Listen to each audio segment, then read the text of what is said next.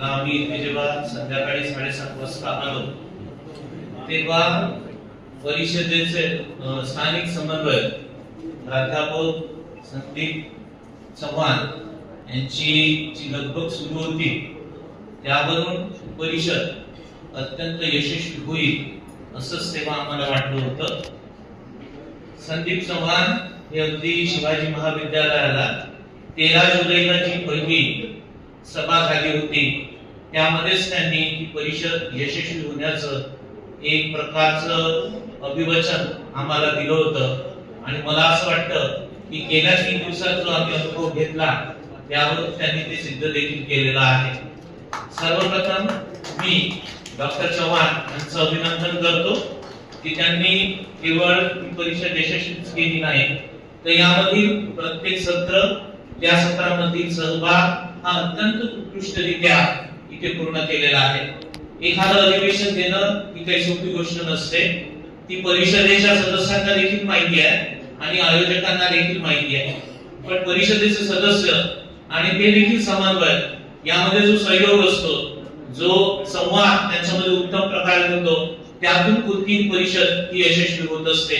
अत्यंत चांगल्या प्रकारचं सहकार्य महाविद्यालयाच्या मॅनेजमेंटने केलं। विशेषतः कौतुक करायचं तर डॉक्टर गिरीश ठाकरे यांचं करावं लागेल की जेव्हा आम्ही इथे पोहोचलो तेव्हा ते सर्वप्रथम आमच्या स्वागताकरता होते आणि केवळ स्वागताकरताच नव्हते तर आमची सगळी सुविधा लागेपर्यंत पहिल्या दिवशी ते उपलब्ध होते। अत्यंत अविस्मरणीय बाब म्हणजे की बापू कुठी येथे सर्व सदस्यांची राहण्याची व्यवस्था केलेली होती।